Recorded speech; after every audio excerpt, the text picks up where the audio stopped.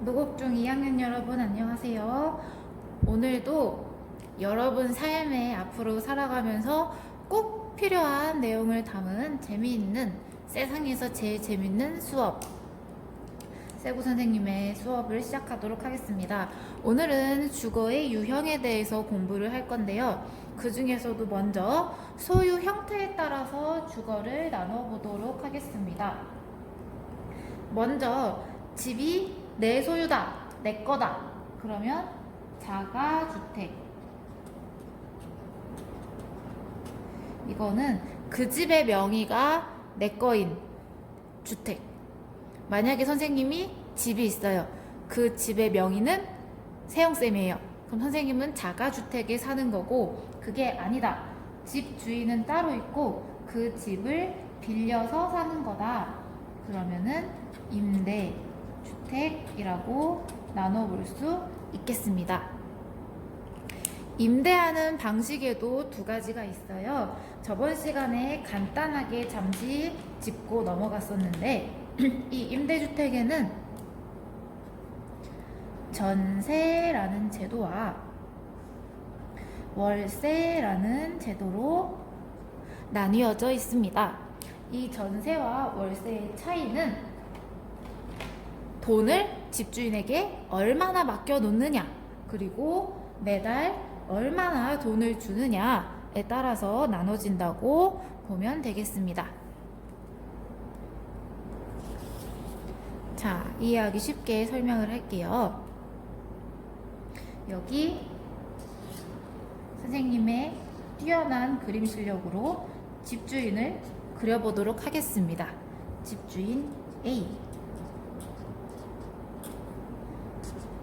그리고 여기 우리의 임차인 B. 임대인이라고도 합니다.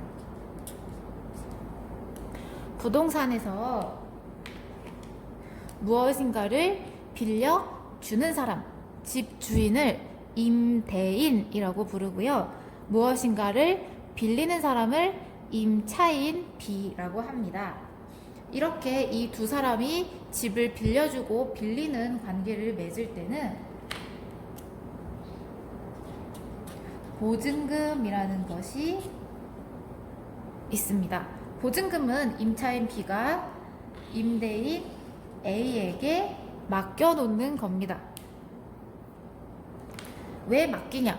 이 임차인 B가 집에서 살 때 집을 망가뜨릴 수가 있잖아요. 집에 싱크대를 부신다든지 창문을 부신다든지 집을 치우지 않아서 집에 벌레가 어마어마하게 나와서 이 사람이 이사를 나갔을 때 나중에 이 사람이 봤더니 집이 완전 망가져 버렸어요. 집이 완전 바퀴벌레 소굴이고 쓰레기도 엄청 많고 다 부셔져 있고, 그런 상황을 대비해서 B가 A에게 맡겨두는 겁니다. 돈을 맡겼다가 이 사람이 집을 빌린 계약 기간이 끝나면은 다시 돌려받는 돈이 보증금이에요. 그런데 이 보증금이 전세의 경우에는 엄청 커요. 다시 요걸로 돌아와서 전세는 보증금이 크다.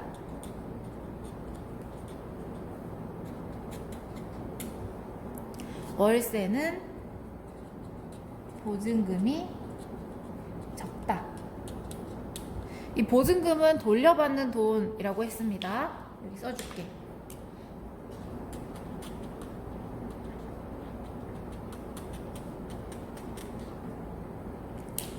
맡겼다가 이사 갈 때 다시 돌려받는 돈인데, 전세는 보증금이 크고 월세는 보증금이 적습니다. 대신에 이 월세라는 거는 매월, 매달 월세를 줘야 합니다. 얘는 월세 줄 필요 없어요. 한번 맡기면은 끝입니다.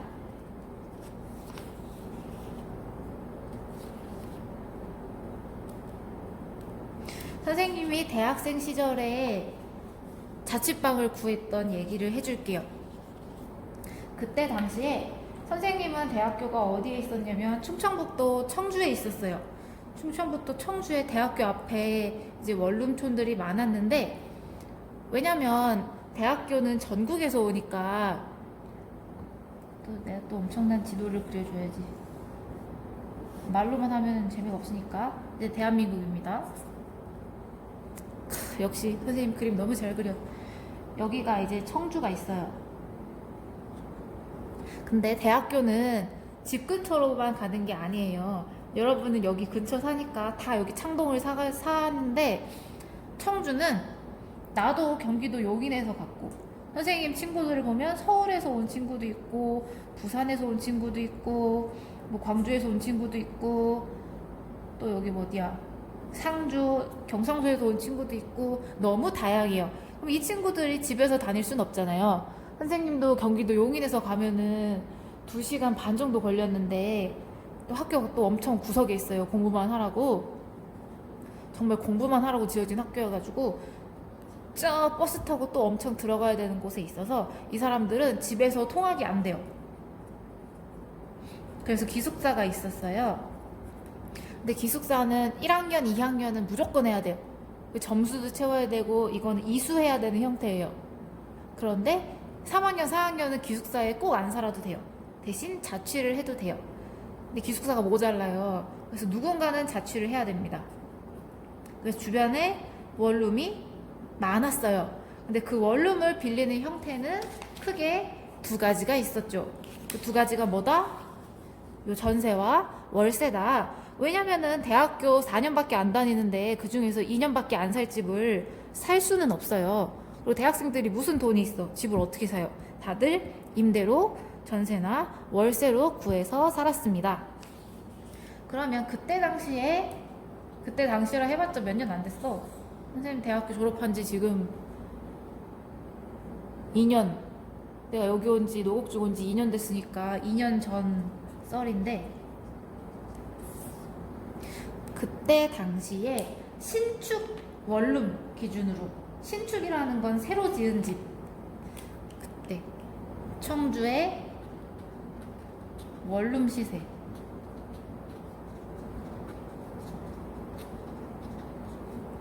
그때 전세가 4천만 원, 3,500만 원에서 4천만 원 정도. 이건 진짜 완전 찐 신축. 요게 보증금이에요. 근데 월세는 보증금이 200만 원. 대신에 월세가 33만 원 정도. 그 정도 했습니다. 또 이렇게 써주면 헷갈리겠지? 이게 보증금, 얘가 보증금, 얘가 월세. 이게 정말 신축인 경우에는 그랬고, 신축이 아니라 지어진 지 좀 몇 년 된 그런 집 같은 경우에는 보증금이 3천만 원? 2,500만 원에서 3천만 원. 그 다음에 100만 원에서 월세 20만 원. 요 정도 시세로 형성되어 있었습니다. 그러면 요 2개의 차이가 뭐라고요? 전세는 보증금이 크다. 월세는 보증금이 작은 대신에 매달 월세를 줘야 된다. 선생님 그러면 전세는 저 돈 그냥 다 돌려받고 오는 거예요? 맞아요. 보통 2년 정도 계약을 합니다. 그럼 전세는 집주인한테 예를 들어 3천만 원이었어요. 전세 보증금이 3천만 원이다. 그러면 전세로 들어갔던 요 임차인비는 3천만 원을 맡겨요. 그 다음 2년 후에 그 3천만 원을 그대로 돌려받고 나오는 것이 전세입니다. 뭔가를 망가뜨리지 않았더라면 그대로 다 받고 나와요. 3천만 원 맡겼다가 3천만 원 돌려받는 게 전세. 근데 월세는 그게 아니에요. 계산하기 쉽게 요 가격으로 해볼게요. 이 사람 임차인 B가 월세로 살아요. 그럼 집주인한테 100만 원을 맡겨요. 그 다음 매달 20만 원씩 냅니다. 1월에 20만 원, 2월에 20만 원, 3월에 20만 원, 4월에 20만 원. 그렇게 해서 계약 기간인 2년 동안 살았다고 칩시다. 그러면은 보증금으로 맡겨놨던 요 100만 원, 요거는 집에서 이사 나올 때 그대로 돌려받고 나오면 됩니다. 요걸 그대로 못 돌려받는 경우는 뭐 집에 뭔가를 망가뜨려서 물어내야 된다든지, 그리고 요 월세를 안 냈다든지, 그러면 여기에서 까고 주는 거예요. 만약 한 달치 월세를 안 냈다, 그럼 나중에 보증금을 80만 원만 돌려받고, 그런 식인 거예요. 선생님, 그러면은 전세랑 월세 중에 뭐가 더 좋은 거예요? 그거는 집 주인이냐 아니면 빌리는 사람이냐, 그리고 현재 금융 상태가 어떠냐에 따라서 더 좋은 점이 다를 수 있습니다. 비교해 줄게요. 전세, 월세, 이런 걸 왜 지금 수업하냐면, 선생님이 교생 실습 갔을 때 고등학교 1학년 애들이 전세 월세를 모르더라고요. 근데 생각해보니까 중학교 때 안 배우고 올라가면은 알 길이 없잖아. 그래서 여러분에게 알려줘야겠다 하고 수업 내용에 넣은 것입니다. 나는 여러분의 인생에 영향을 끼치는 가정쌤이니까. 흑. 자, 어쨌든 자, 전세와 월세. 이제 임차인의 입장에서 글씨를 다르게 써야겠다. 임차인은 빌리는 사람이었어요. 빌리는 사람 입장에서는 어때요? 월세는 장점이 보증금이 적게 들어요.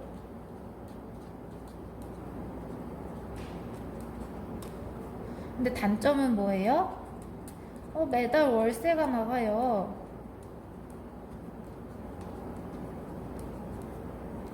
그러면 전세는 장점이 뭐예요? 요거의 반대겠죠. 전세는 매달 월세가 안 나가요. 근데 단점은 뭐예요? 보증금이 커요.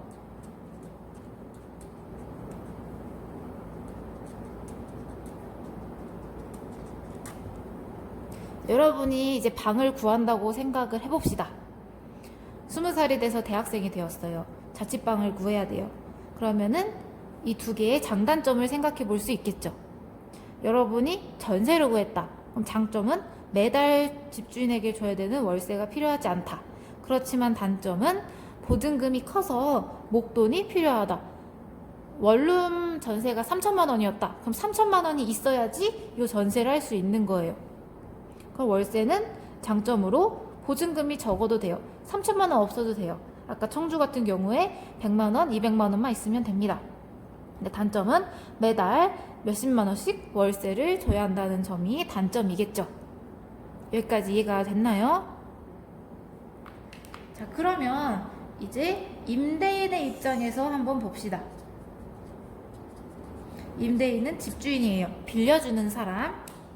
그 사람에게 있어서 전세의 장점은 모르겠죠. 월세부터 알아봅시다. 임대인에게 있어서 월세의 장점, 매달 돈을 받아요. 내가 집을 빌려주고 매달 저 사람한테 30만 원씩 받으면은 일을 안 하고도 30만 원이라는 수익이 발생을 하는 거잖아요. 그게 장점. 단점은 이제 보증금이 적다는 거야.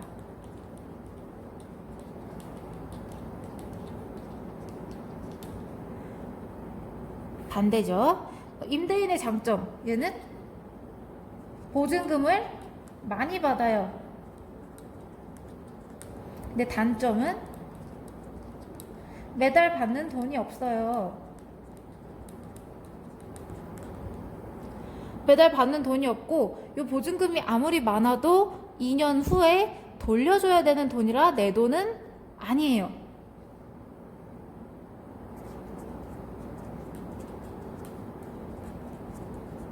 그러면 어떨 때 전세를 주고 어떨 때 월세를 주는 거냐? 요 임대인이 큰 돈이 필요할 때, 임대인이 그 원룸을 갖기 위해서 대출을 받았어요. 그래서 빚이 있어요. 그 원룸의 가격이 예를 들어서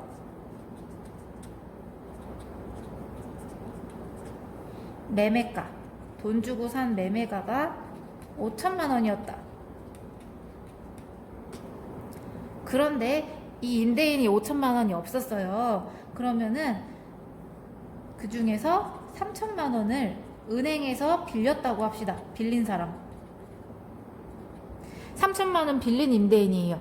그러면 이 사람은 은행에서 3천만 원을 빌렸기 때문에 요 3천만 원에 대한 이자를 은행에다가 매달 줘야 돼요. 그런데 이럴 때는 그러면은 이 사람이 전세를 준다. 그러면 전세 3천만 원 하면은 요 임차인에게 3천만 원을 받아서 은행에 빌린 3천만 원을 갚을 수도 있겠죠. 이 사람은 그러면은 이자가 안 나가겠죠. 그래서 이렇게 큰 목돈이 필요할 때 보증금을 임차인에게 받아서 어딘가 메꿔야 될 때, 그럴 때 전세를 보통 주고요. 그게 아니라 이 사람이 원룸 5천만 원짜리인데 빚이 없어요. 전부 다 그냥 자기 돈으로 샀어. 안 보이는구나. 빚이 없다. 다 자기 돈으로 샀다. 그러면은 굳이 전세로 3천만 원 받을 필요가 없죠. 왜냐면 3천만 원 요즘에 은행 맡겨봤자 이자를 별로 안 줘요. 요즘 이자가 몇 프로냐? 몇 달 전까지 이자가 1.5%인가 그랬거든요. 대충 1%라고 계산을 해봐요. 3천만 원 맡기면은 이자가 1%면은 3천만 원에 1%면 30만 원이에요. 1년 동안 30만 원의 이자를 주는 거야. 3천만 원을 이자 1%인 은행에 맡기면 1년 동안 이자로 30만 원을 주는 겁니다. 근데 그렇게 하지 않고 이 사람이 월세를 줬어요. 월세로 주면은 보증금 100만 원만 받아도 월세가 20만 원이다. 그럼 매달 20만 원씩 받으면은 매달 20만 원씩이면 1년 동안 수익이 얼마예요? 12달이니까 20만 원, 12달 240만 원. 이 사람은 은행에다가 안 맡겨도 월세를 주면은 1년에 은행보다 더 큰 240이라는 수익이 발생을 합니다. 이해 안 되면 천천히 다시 생각해 보세요. 그래서 전세와 월세의 차이, 요거 생각하지 말고 빌리는 입장에서는 월세는 보증금이 적지만 매달 돈 줘야 된다는 단점이 있고, 전세는 매달 월세를 줄 필요 없지만 목돈이 있어야 할 수 있다 라는 점이 있었어요. 그럼 이제 집주인의 입장에서 월세는 매달 돈 받을 수 있다. 이게 가장 중요한 거예요. 그리고 전세는 보증금이 많다. 이게 가장 중요한 거고, 그래서 임대인이 큰 돈이 필요하다. 은행에 빌린 돈이 있다. 뭐 그런 경우에는 전세를 준다. 그게 아닐 경우에는 월세를 준다. 요런 차이점이 있겠습니다. 여러분은 당장 20대가 되고 그러면은 임차인이 될 거예요. 집을 빌려서 살게 되겠죠. 근데 시간이 많이 지나요. 여러분이 열심히 일을 해요. 그리고 절약해서 돈을 모았어요. 그래서 집을 샀어요. 아니면은 원룸이나 그런 걸 샀어요. 그래서 임대인의 입장이 되었어요. 그럴 때 다 내 돈으로 했다. 그러면 월세를 하게 될 거고, 그게 아니라 은행의 힘을 빌렸다. 그러면은 돈이 좀 필요하니까 요 전세를 줄 수도 있고요. 그런 차이점이 있습니다.